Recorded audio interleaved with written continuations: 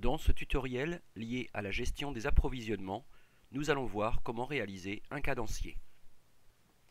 Il est très important de suivre rigoureusement les mouvements de stock afin d'éviter, d'une part, d'avoir trop de stock, c'est-à-dire de l'argent immobilisé ou un risque d'obsolescence des articles, mais aussi d'éviter les ruptures de stock qui entraînent une perte de chiffre d'affaires et bien sûr une mauvaise image de l'enseigne.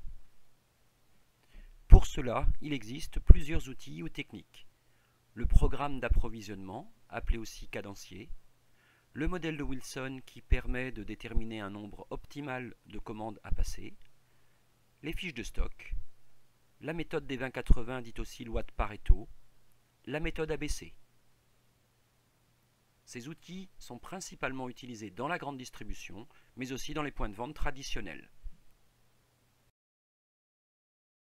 Nous allons voir deux méthodes pour établir le programme d'approvisionnement ou cadencier. L'approvisionnement à date fixe mais avec des quantités variables, puis l'approvisionnement en quantité fixe mais à des dates variables. Dans cet exemple, l'approvisionnement se fera à date fixe mais les quantités seront variables. Les prévisions de vente sont de 60 pour février, 190 pour mars, 110 en avril et 20 pour le mois de mai. Le magasin est livré chaque premier jour du mois. Le stock de sécurité est équivalent à 50% des prévisions de vente. Le délai de livraison est de 2 semaines et au début du mois de février, le stock initial est de 30 unités. La première étape de la construction de notre tableau est de reporter les prévisions de vente en quantité. Nous allons maintenant calculer le stock de sécurité. Celui-ci est égal dans le sujet à 50% des prévisions, soit par exemple, pour février, 50% de 60 égale 30. Le stock de sécurité a pour but de pallier les éventuels retards dans la livraison des fournisseurs, mais aussi de faire face à un surcroît de vente pendant le délai de livraison. La troisième ligne du tableau correspond aux besoins en début de mois. Celui-ci est égal à la prévision de vente plus au stock de sécurité, soit 60 plus 30 égale 90 pour le mois de février. Nous pouvons maintenant continuer la colonne du mois de février en reportant le stock initial communiqué par le sujet, soit 30 unités. Pour trouver la livraison nécessaire, il faut tenir compte du besoin, 90, et du stock initial, 30. Par soustraction, 90 moins 30, 60 unités sont nécessaires en livraison. Le stock après la livraison sera donc égal au stock initial, 30, plus la livraison, 60, soit 90.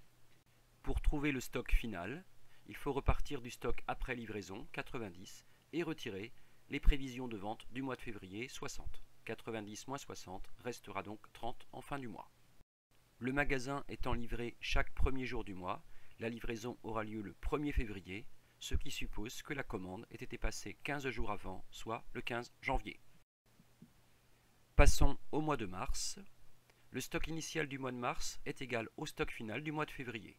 Les autres lignes se remplissent de la même façon. Aucune difficulté particulière à noter pour le calcul du mois d'avril. Pour le mois de mai, enfin, on constate qu'aucune livraison n'est nécessaire puisque le stock est de 55 et que le besoin n'est que de 30. Passons maintenant au deuxième exercice dans lequel l'approvisionnement se fait à date variable mais en quantité fixe. Les quantités sont par lot de 15 unités. Les livraisons ont lieu ici chaque semaine en cas de besoin. Le délai de livraison est équivalent à une semaine, ce qui constitue un stock minimum. La commande est passée dès lors que le stock d'alerte est atteint. Le stock de sécurité est égal à 10 unités et, lors du début de la semaine 9, le stock initial est de 8 unités. Pour présenter la deuxième méthode, il est nécessaire de rappeler quelques termes. Le stock minimum est le stock qui correspond aux ventes pendant le délai de livraison. Le stock de sécurité correspond à la quantité de produits qu'il faut avoir en plus du stock minimum pour faire face à un éventuel retard de livraison ou à des ventes supplémentaires pendant cette période. Le stock d'alerte est le stock qui va déclencher la commande. Il est égal au stock minimum plus au stock de sécurité. La première étape consiste également à reporter les prévisions de vente en quantité, soit 15, 10, 18 et 15. on reporte sur la seconde ligne le stock de sécurité équivalent à 10 unités. Le stock d'alerte est équivalent à la prévision de vente en quantité plus au stock de sécurité. Le stock d'alerte correspond au moment où il faudra passer la commande. On peut maintenant, comme tout à l'heure, reporter le stock initial communiqué par le sujet, soit 8 unités.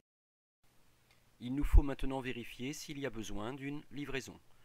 Le stock initial étant inférieur au stock d'alerte, il est nécessaire d'être livré. 25 moins 8 égale 17 produits nécessaires.